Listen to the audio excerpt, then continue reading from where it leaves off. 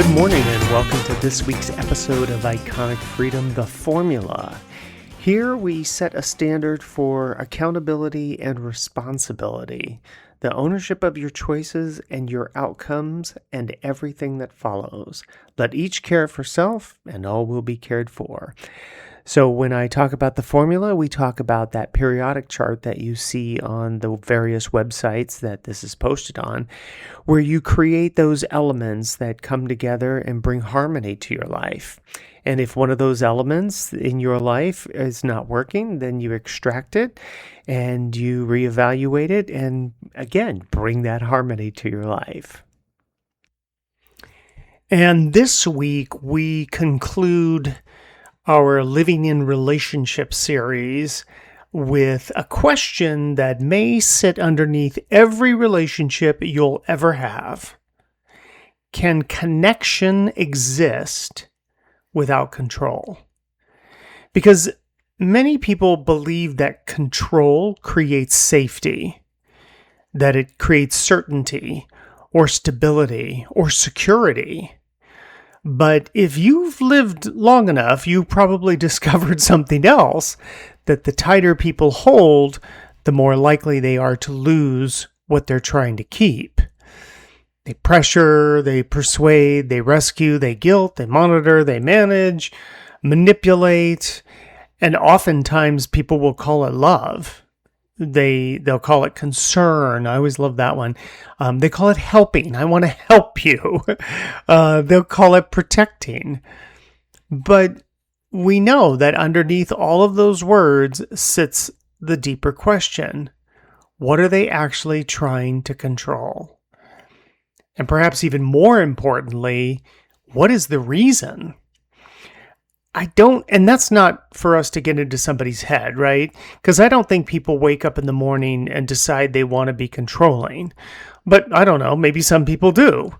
But I do think that control is what happens when people don't trust reality, when they don't trust outcomes, when they don't trust uncertainty. And most importantly, when they don't trust themselves to respond to whatever reality presents. Because control is not merely an attempt to avoid pain. It is often an attempt to avoid responsibility and accountability. Control is often an attempt to avoid responsibility and accountability for your life. Think about that. Because most people assume the controlling person wants power. Okay, sometimes. But often they want relief from uncertainty and discomfort and outcomes they don't want to face. And so they begin the manipulation and interfering with choices that don't belong to them. You see this all the time. A parent will do it, a spouse will do it, a friend will do it, a boss will do it, a child. Human beings do it constantly. A parent will say, I'm concerned. Maybe, sometimes, but often concern becomes a euphemism for something else. Avoidance. Avoidance of reality, of uncertainty, of how the parent's image may be affected by the child's choices, or avoidance of the possibility that someone they love may struggle, fail, suffer, or learn the hard way. And so then they attempt to intervene, to guide and persuade, and then pressure and influence and control. Not because they trust reality, but because they fear it. And I think here's where something becomes kind of interesting, that the controlling person often believes they're helping. But what they're really doing is attempting to transfer ownership. Because the unspoken thought is this, right? If I can make you choose what I want, then I won't have to face the consequences of your choice. Oh, so now you like who I am because I'm not who I was anymore? Some people will hear that joke and totally get it. But that's not what happens, right? What actually happens is far more fascinating, and I might say, once you're aware of it, kind of diabolical. The moment I begin directing your choices by subtly influencing the decision, I psychologically attach myself to your outcome. Because now your success becomes my success. I feel better when you're not doing that behavior that I don't like, or that choice that I'm concerned about. Your failure becomes my failure. Uh-oh. Your decision becomes my burden. Whoa. Your consequences, my concern. Oy, and suddenly I'm carrying a reality that never belonged to me in the first place. Simply because, what? You couldn't mind your own business, right? You can't control. Control doesn't create peace. It doesn't, control creates a burden. Because now I feel responsible for outcomes I do not own. And that's if you're in this process of taking ownership. Listen, there are some people that aren't even in this process yet. And I think something predictable happens, that when the outcome fails, guess who arrives? This is Captain Blame right over here. BLAME. We've all seen it. One person says, you told me to make that choice. And then the other one says, well, you didn't have to listen to me.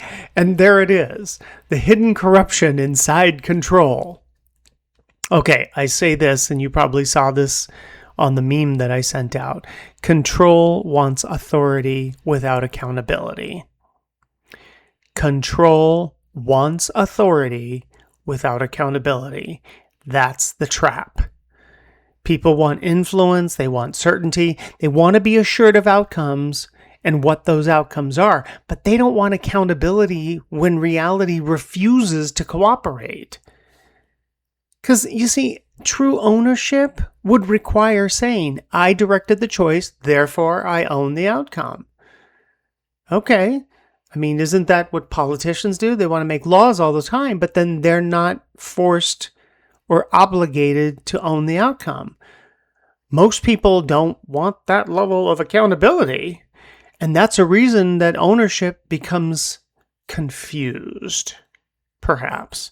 The child blames the parent, the employee blames the boss, the spouse blames the partner, the friend blames the friend, but nobody knows whose choice it was to begin with anymore, because it's all become blurred. And then I think once the ownership becomes blurred, I think resentment is never far behind. And, this is the reason that I often return to one of the foundational principles of iconic freedom. Let each care for self, and all will be cared for. Because that's not a statement about selfishness. It's a statement about ownership. Let each own their choices. Let each own their outcomes. Let each own their responsibility. Let each own their accountability. Not because you don't care, but because you have regard for reality. And that's where care shows up. I have regard for reality of who you are. I love you. I see you as you are. I love you as you are. Change nothing unless it's what you want for yourself. And reality is this: people are free. Always. That's unemotional. That's factual. That's evidenced. That may be uncomfortable, but it's true. It's reality. People are free to choose, free to succeed, free to fail, free to learn, free to ignore advice, free to surprise you, free to disappoint you. They are free. And freedom is not the enemy of connection. Freedom is the reality of connection. The moment we stop accepting that reality, we begin attempting to replace connection with control. We want to be connected to people, and we want to control them. And I think that's where manipulation begins. Not giving someone a choice is manipulation, period. You can decorate it with concern. You can virtue signal it with love. You can spruce it up with good intentions. But if choice is removed, manipulation has entered the conversation. Now, some people hear that and they become uncomfortable because they think, so I should just let people do whatever they want. No, and yes. Because, you're going to defend your life, right? You're not going to allow, people can do whatever they want. Come at me, bro, and, all that kind of stuff. Come at me, bro, and, I open carry or conceal carry or, these hands are weapons of jujitsu, whatever, right? You can offer information. You can offer a perspective or your wisdom, your support. You can offer your experience. But support, if you're really trying to support someone, you're offering information when they ask. I've told, people that I've worked with before, I've had to tell some staff people that I've worked before, listen, you're not invited into the conversation. If you want to offer information, ask. I have something that might apply to this. Are you open to hearing it? Now, some people, some friends, you're close enough to them, family, that you don't have to do that. But if you don't know people and you're just inserting yourself into a conversation, and then you wonder why people are like, hey, what? Huh? It's because you were not invited. Control will attempt to secure an outcome. Couldn't get the word out. Control will attempt to secure an outcome through what I would say are dictatorial demands. Do as I say, and that's how it needs to be done. Those are not the same thing. And perhaps the greatest act of trust is understanding the difference, which brings us to trust itself. Most people think that trust means certainty. It doesn't. Trust is a confidence in you, not in others, in your ability to respond to reality. Trust in you says, I don't know exactly what will happen, but I know I can handle whatever happens.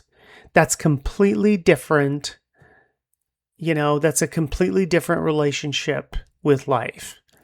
Because it's not confidence that reality will cooperate.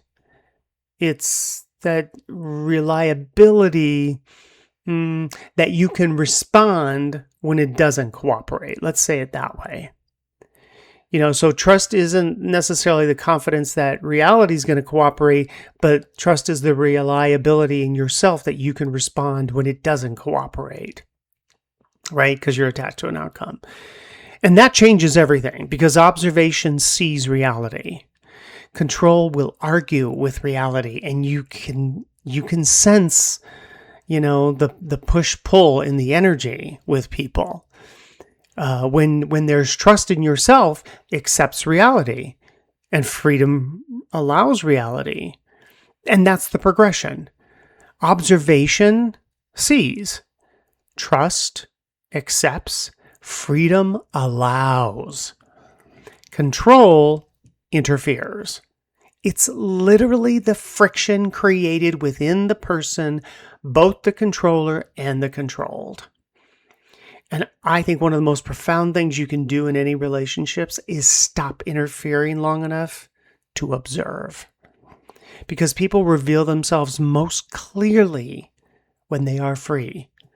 Free to choose, free to act, free to respond, free to prioritize, free to reveal who they are through their behavior, through their choices. And the more freedom present, the more truth, the more reality becomes visible to you. And ultimately, that's what healthy connection requires.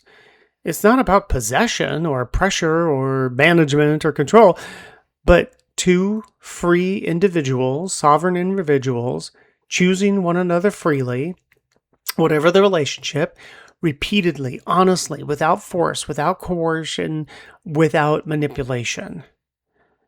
Because what must be controlled to remain cannot truly be connected. And what remains when free reveals what was real all along. If you love something, let it go, blah, blah, blah. The healthiest relationships aren't built on control at all. They're built on reality. the reality that people are free, the reality that choices belong to the chooser, that reality is that the reality is accountability, and that follows choice. The reality that experience is often life's greatest teacher. Oh, and the reality that peace comes from proper ownership. Your choice, your responsibility, your accountability. My choice, my responsibility, my accountability. And somewhere between those two realities, connection becomes possible. And that brings us to this week's thought. Control suffocates the very connection it tries to secure. Because connection doesn't grow stronger through possession. It grows stronger through, say it with me, freedom. We either move towards something or someone, or we move away, all by our choices. We cannot save another person from themselves, and we cannot save ourselves from manipulating and controlling others. And I will say, there are subtleties that happen with people sometimes where they want to pressure their spouse, their partner,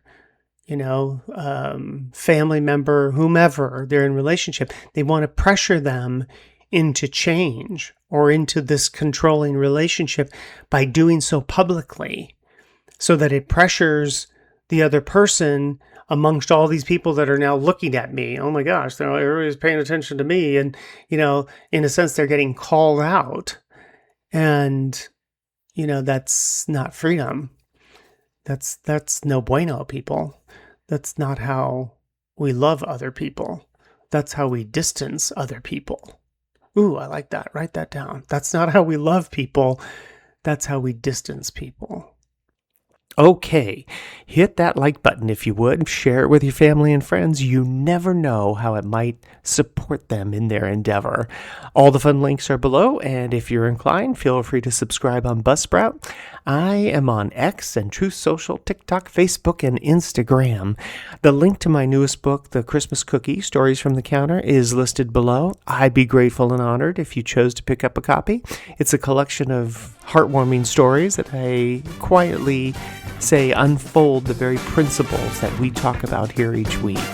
And until next time, stay sharp, stay sovereign, and as always, remember, let each care for self, and all will be cared for. Make it a great week.